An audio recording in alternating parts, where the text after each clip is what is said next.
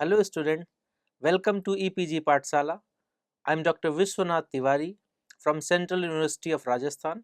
Today I am going to talk about module that is energy currency of the cell, and this has been taken from a paper Thermodynamics of Living System and Bioenergetics.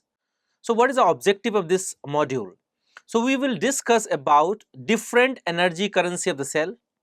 We will also discuss what is a utilization of ATP, GTP, UTP and any other NTPs. We will also discuss about other high energy compounds like phosphoanhydride, phosphoesters, acyl phosphate and thioester. So based on this module is divided into following section. The first one is what is the basis of energy currency, why NADP is used as a energy currency, why NTPs are used as an energy currency. Then we will discuss why NTP is giving energy, and we will also discuss why high energy compounds or high energy currency are utilized in the cell.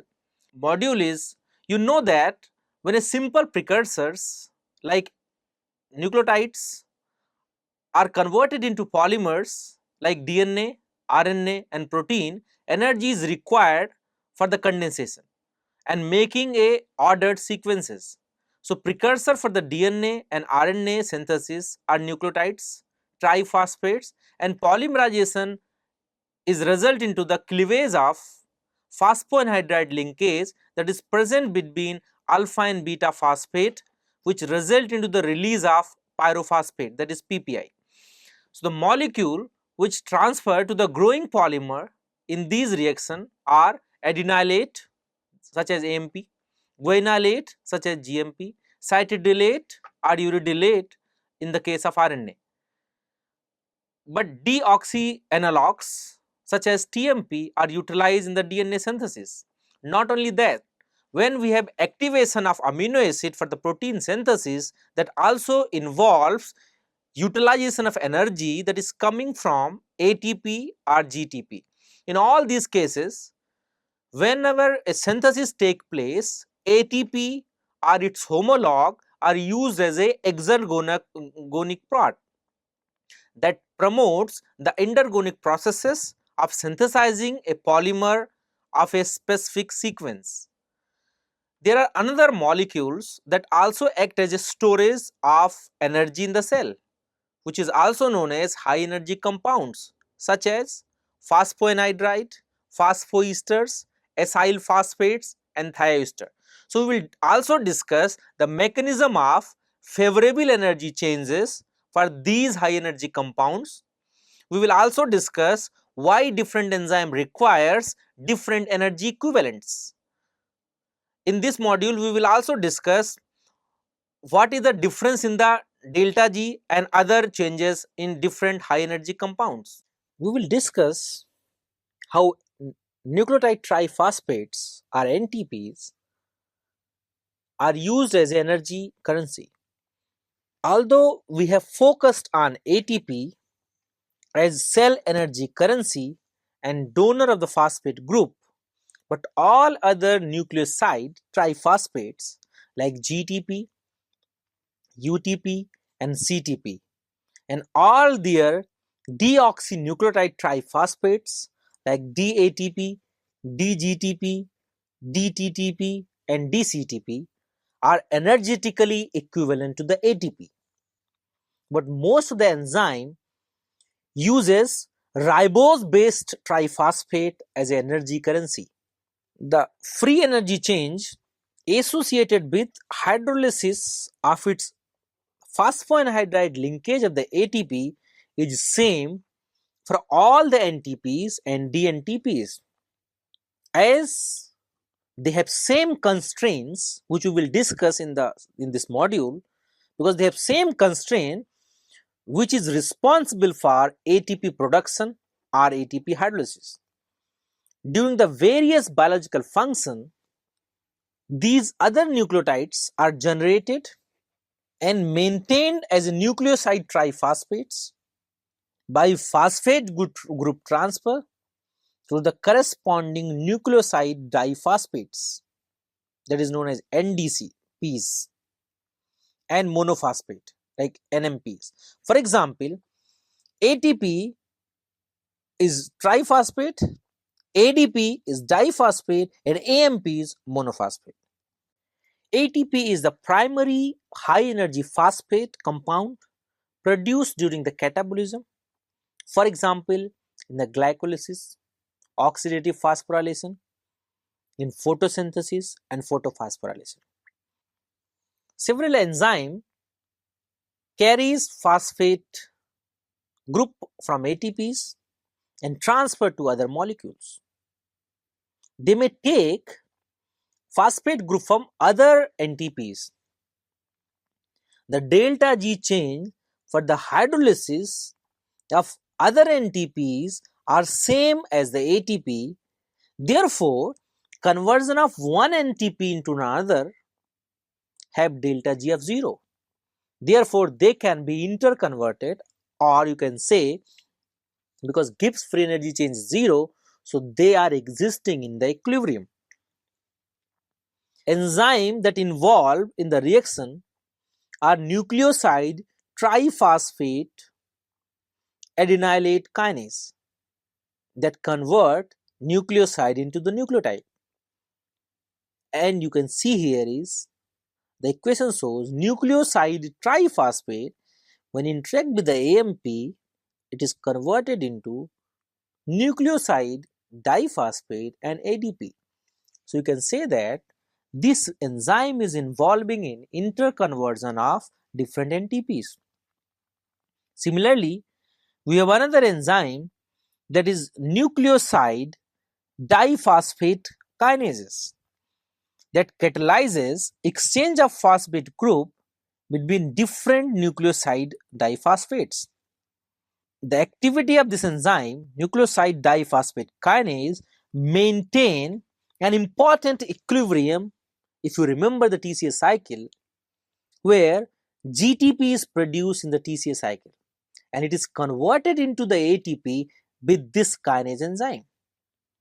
So therefore, we have sufficient enzyme that playing role in the interconversion of NTPs. Therefore, either will produce any type of NTPs, they all are equivalent in terms of energy production, in terms of utilization, but still different enzymes require different NTPs. We will discuss it into the details in the coming section of this module.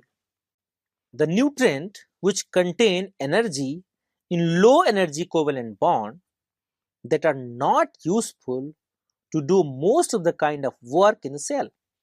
These low energy bonds must be translated into high energy bonds to perform a specific energetic function, and this is the what the function of NTPs or ATP is.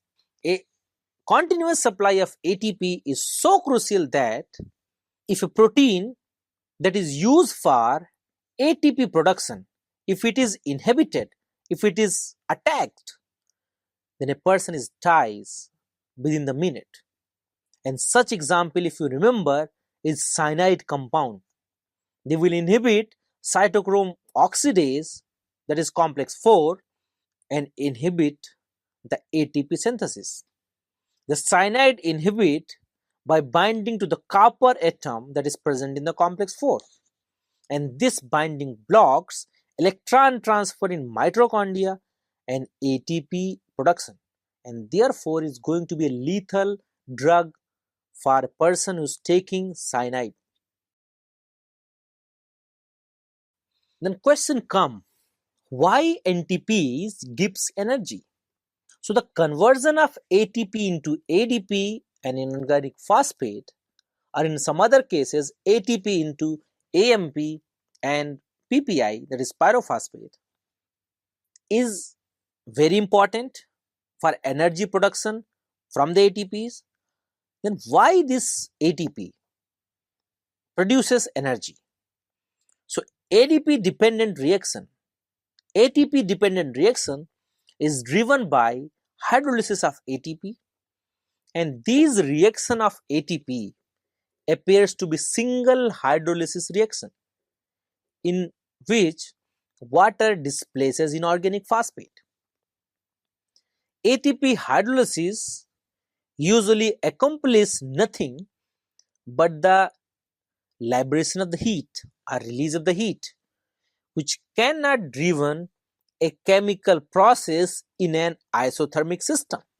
It represents a two-state process in which the part of ATP molecule that is either phosphate or pyrophosphate group or adenylate moiety or AMP is first transferred to the substrate molecule or to a amino acid residue in the enzyme, become covalently attached to the substrate or enzyme and raising the free energy content.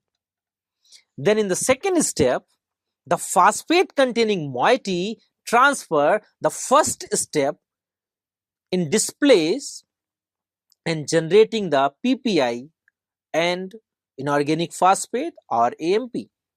Therefore, you can say that ATP participate covalently in the enzyme catalyzed reaction in which it contributes the energy. One such example is hexokinase, where ATP is used and its phosphate is transferred to hexokinase, and then the phosphate carried by the hexokinase is going to transfer to the glucose and glucose 6 phosphate is produced. ATP hydrolysis, as you know, is a favorable process.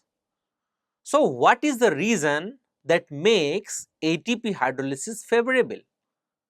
So, the first reason, if you remember the structure of ATP, they have many negative charges, and that negative charges create electrostatic repulsion within the ATP. So, when ATP 4 minus, or simply you can say ATP, is broken into ADP and PI, then that result into reduction of electrostatic repulsion. And if there is a reduction of electrostatic repulsion, that makes charge separation. So, the hydrolysis of ATP is a favorable process. The second point is the product of ATP hydrolysis is ADP and inorganic phosphate. So, inorganic phosphate as it produced from ATP get resonance stabilized, in which each of the 4 phosphate oxygen bonds have same degree of double bond character. So, once the one product, that is inorganic phosphate, is get resonance stabilized, it will enhance the stability of the product, that makes this process favorable. And the inorganic phosphate have hydrogen ion which is not permanently associated with any one of this oxygen. So, that stabilizes overall negative charge that is created during resonance of inorganic phosphate. So, the third point is the second product which is produced by ATP hydrolysis is ADP.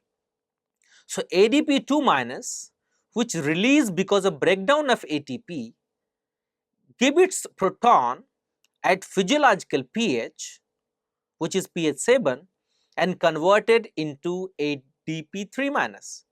So, according to the Le Chatelier principle, if in the reactant and product anyone is utilized in the reaction will favor toward the formation of reactant or product which is utilized in the reaction. So, according to Le Chatelier principle, when ADP 2 minus is produced, it is immediately converted into ADP 3 minus, that makes ATP hydrolysis favorable process. The fourth factor that favors ATP hydrolysis is the greater degree of solvation of the products, that is inorganic phosphate and ADP, as compared to its reactant, that is ATP, which is again a favorable process, because now your product is having more solvation as compared to its reactant, or you can say that product is more stabilized as relative to its reactant. The fifth point is because the concentration of direct product of ATP hydrolysis like inorganic phosphate and ADP is far below the concentration at equilibrium. Therefore, the mass action favors hydrolysis of reaction in the cell. In this figure, as I have discussed, what are the different factors that is responsible for the ATP production? You can clearly visualize those factors. In this figure, you can see that there are presence of ATP4 minus with 4 negative charge. 4 negative oxygen have negative charge. So they have repulsion. So once this ATP4 minus is hydrolyzed into ADP2 minus and inorganic phosphate, you can clearly see that inorganic phosphate get resonance stabilized. At the same time, ATP4 minus when converted into ADP2 minus, this ADP2 minus in physiological condition donating its proton and become ADP3 minus. So therefore you can see that repulsion is reduced after ATP hydrolysis, inorganic phosphate get resonance stabilized and ADP2 minus is converted into ADP3 minus. At the same time, although you cannot see here, but the product is 2, so the solvation layer is more. So you can say the solvation energy also basically is more for the product. So product are more better solvated than reacted. So all these four factor makes this ATP hydrolysis.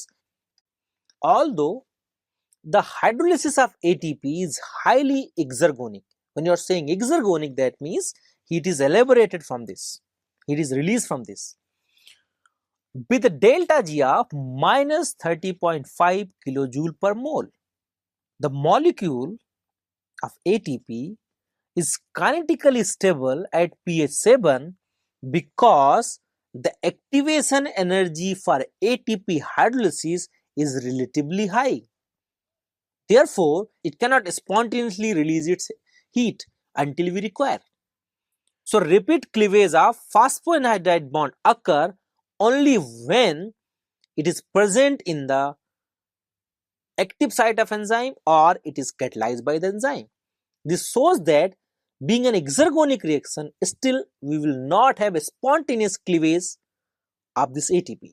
That basically helps our body to use the ATP in an effective manner. The free energy change of ATP hydrolysis is minus 30.5 kilojoule per mole under standard condition, but the actual free energy of hydrolysis in the living cell is very different because the cellular concentration of ATP, ADP and PI are not identical, or you can say they are much lower than 1 moles as present in the standard condition. Furthermore, the magnesium in the cytosol binds to ADP and ATP, and for most enzymatic reaction that involve ATP as a phosphate group donor, the true substrate is not ATP ADP alone, but it is a magnesium ATP complex, or you can say magnesium ATP2 minus, because out of the 4 minus of ATP, 2 is nullified by 2 positive charge of magnesium. So the relevant delta G for magnesium ATP complex hydrolysis in the intact cell is denoted by another factor that is known as delta Gp or phosphorylation potential, and it has a value more negative to the delta G of ATP hydrolysis. The question comes in our mind, why it is more negative as compared to ATP hydrolysis alone?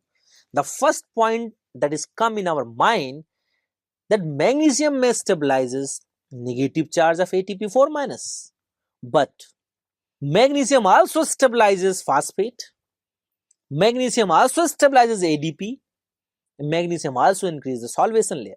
So out of the 4 factors, it is the first factor that get reduced in the presence of magnesium, but the remaining 3 factors are going to be enhanced in the presence of magnesium. Therefore, the presence of magnesium the ATP hydrolysis is relatively more favorable as compared to its absence.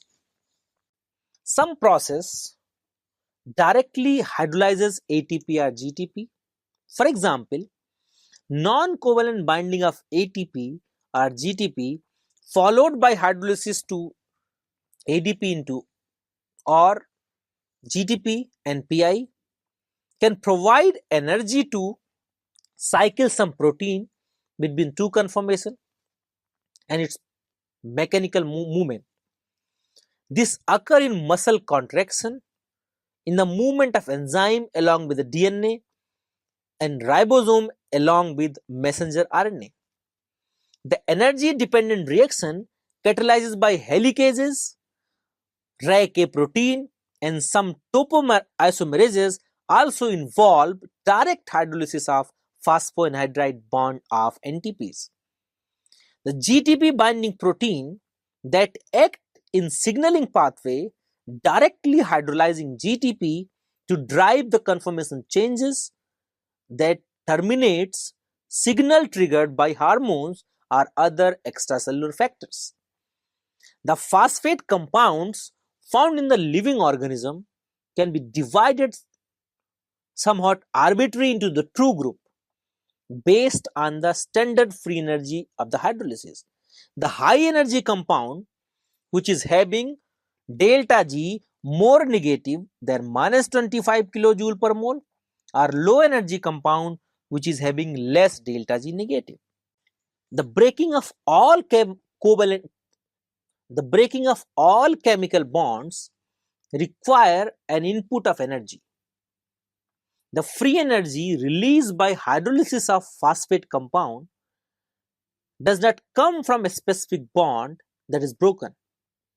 It results from the product of the reaction having a lower free energy content than the reactant. That means you can say that your reactant having more energy and product have less energy. So what will happen with the additional energy? So that additional energy is released in the form of heat, is released in the form of delta G. So for the simplicity, we can sometimes use the term high energy phosphate compound when referring to the ATP or other phosphate compound with large negative standard free energy of hydrolysis. As in the evident from additivity of free energy changes of sequential reaction, any phosphorylated compound can be synthesized by its coupling to the breakdown of other phosphorylated compound with more negative energy of the hydrolysis. And this is a basis of a coupled reaction where a reaction which is not possible, that is endergonic, can be made possible by its coupling with an exergonic counterpart. Although all the NTPs have its delta G same, but different enzymes require different NTPs because of differences in the NTP binding pocket that is present in the enzyme. After discussion of NTPs as energy currency and why they are giving energy, let's have discuss other high energy compounds. So along with the phosphoanhydride, we also have phosphoester linkage containing compounds like phosphoenol pyruvate, acyl phosphate like 1,3-bisphosphoglycerate and thioesters like acetyl coenzyme. In all these phosphate releasing reactions like ATP, 1,3-bisphosphoglycerate, phosphoenol pyruvate and phosphocreatine, there are several resonance forms available for inorganic phosphate and its stability as relative to its reactant, which contributing to its large negative free energy chain. So in general way you can say that although in most of the cases it is a phosphate that release, but if the phosphate is not released, the product which is released is going to have more resonance stability that favors this large negative free energy chain for this high energy compound. The first high energy compounds other than the NTP is phosphocreatine. In phosphocreatine, as you can see in the structure, they have phosphate oxygen nitrogen bond that can be hydrolyzed to generate free creatine and inorganic phosphate. The release of phosphate and resonance stabilization of creatine makes the reaction favorable. Another word, you can say that the phosphocreatine produces creatine and phosphate. It is well known that phosphate undergoes resonance stabilization, but here the second product, that is creatine, is also undergoes resonance stability. So both the product are resonance stabilized. Therefore, the free energy change for phosphocreatine hydrolysis is large and negative, and they have minus 43 kilojoule per mole. The muscle of the body function by using ATP for muscle contraction and relaxation. When a molecule of ATP is used in the contraction process, it is hydrolyzed to ADP, an inorganic phosphate. The muscle have limited supply of ATP, which is quickly used for muscle activity. So they need to generate ATP.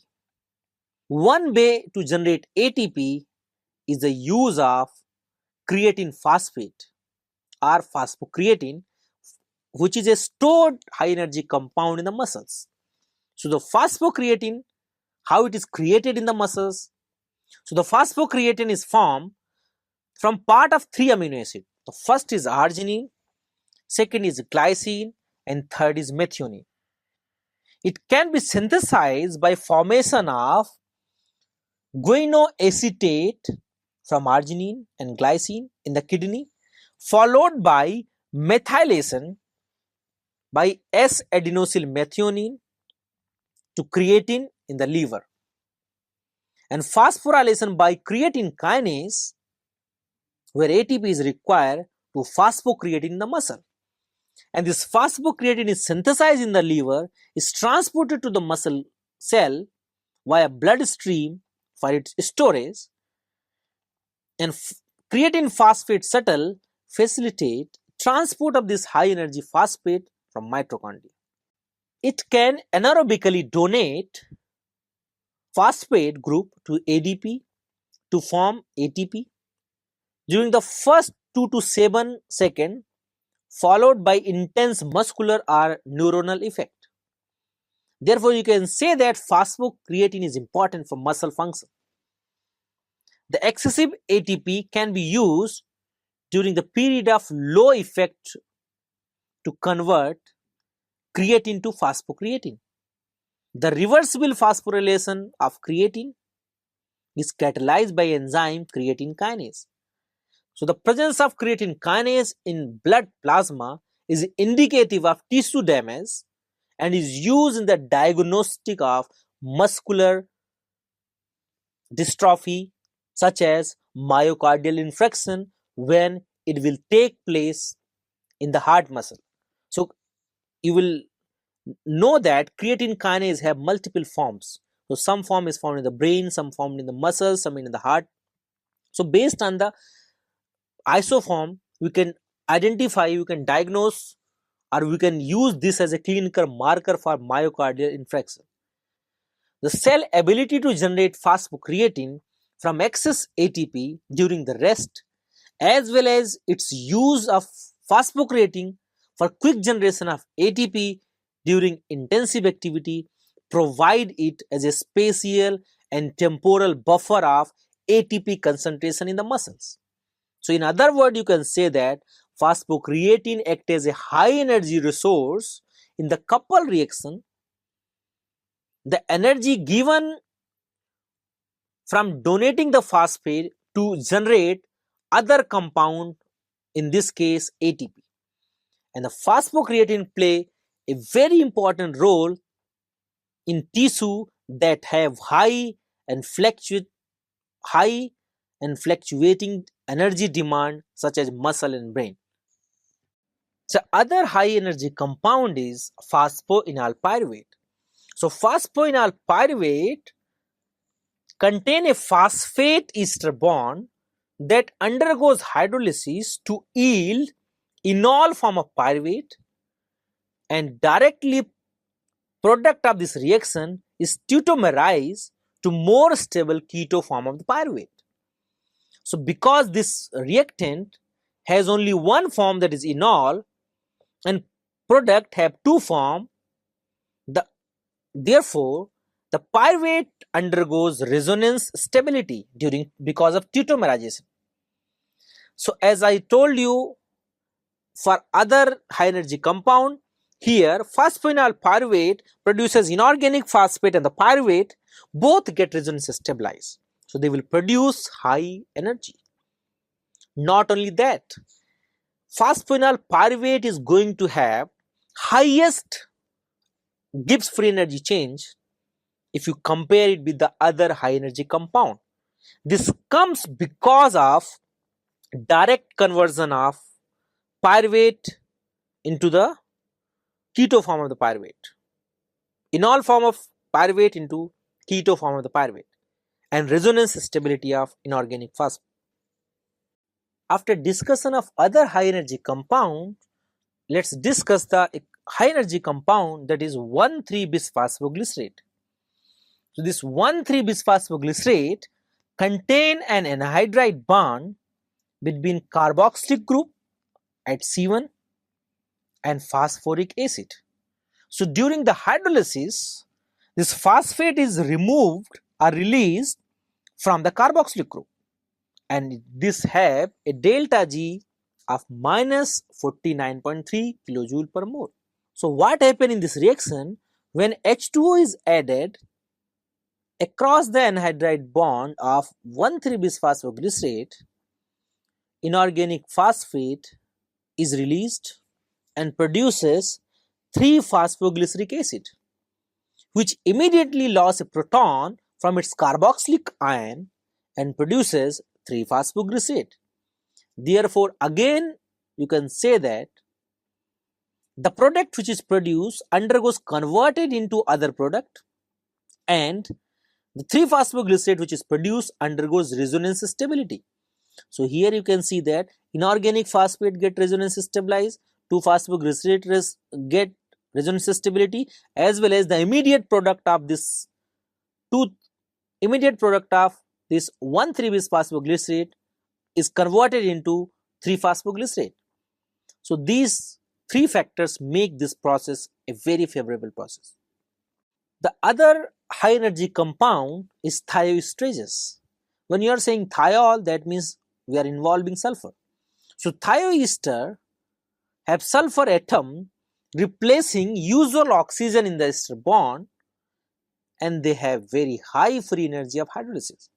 The thioester group containing compounds are acetyl coenzyme A. So acyl group in this compound is activated by transacylation, condensation, or oxidation reduction reactions. Thioester undergoes much less resonance stability as compared to other oxygen ester. The difference in the free energy between the reactant and its hydrolyzed product, which are resonance stabilized, is greater for thioester than its comparable oxygen esters. In both the cases, hydrolysis of esters generate a carboxylic acid which can ionize and assume a several resonance form. Together these factors makes this process favorable with a delta G of minus 31 kilojoule per mole. So students, let's now summarize what we have learned from this module. So in the present module, we have discussed the different form of NTPs and their energy contribution. What are the different form of NTPs? We have discussed about ATPs, GTPs, CTPs, TTPs and UTPs. So these all NTPs, if you know that they all have 3-phosphate, and we have discussed when the NTP breaking into its product like NDP and inorganic phosphate, they all have same delta G change. So if they have all same delta G change, then why different enzymes require different NTPs? So we have also discussed, because of the presence of NTP binding pocket in the respective enzymes, they have different requirements. And we have also discussed, if we have an NTP binding pocket here and it has a particular conformation, then it will bind to a specific nucleotide. For example, if your pocket is designed in such a way that it will bind to the ATP, then it will only binds to ATP, because if ATP will not bind to that NTP binding pocket, then it is not going to adopt the conformation which is required for the catalysis. Similarly, if GTP is required for the binding pocket, then only GTP can bind to the pocket, no other NTP can bind. At the same time, different enzyme require a specific conformation in the active site, which is important for catalysis. We have also discussed high energy compounds such as phosphoester linkages containing compounds, for example phosphoenol pyruvate.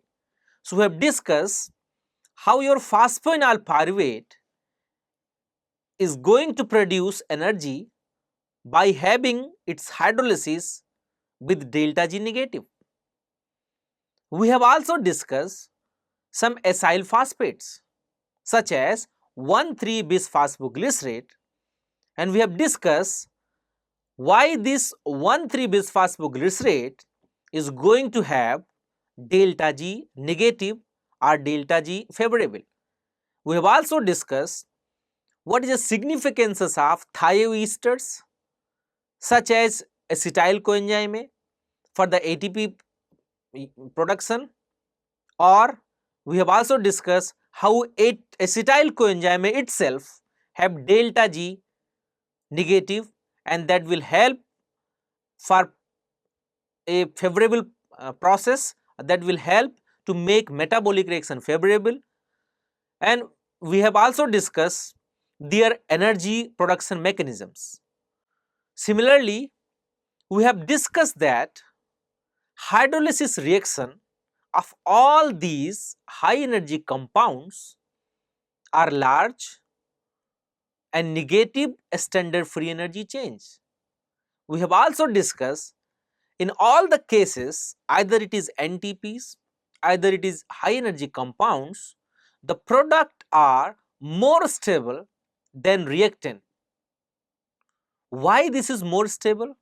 We have discussed elaborately by taking different examples, but in conclusion you can say the first reason why the product are more stable, the first reason is the bond strain in the reactant due to electrostatic repulsion is relieved by charge separation. This is there in NTPs and any other high energy compounds. We have discussed the second point, why they have more negative free energy change, is the product stabilization. So product which is formed is stabilized by ionization, as you have seen in ATPs hydrolysis, acyl phosphate hydrolysis and thioester hydrolysis. We have also discussed why sometime product are stabilized by isomerization or resonance stabilization. In isomerization, you have seen it into the phosphoenol pyruvate. The resonance stabilization you have seen in NTPs. We have also discussed how your product is stabilized by resonance and creating a stable product, which is seen in phosphocreatine, which release creatine and any other molecules. We have also discussed how your acyl phosphate releases carboxylate ion and make the process favorable. We have also discussed about the phosphate release from anhydrides and ester linkages. So, in this way, we have discussed elaborately why NTP is energy currency of the cell, why different enzyme require different NTPs, why high energy compounds produces energy, and what is their biological significance. So, therefore, you can say in this module we have explained different high energy compounds that is found in the body, their role in the metabolism, their role in the functioning of human body. Thank you.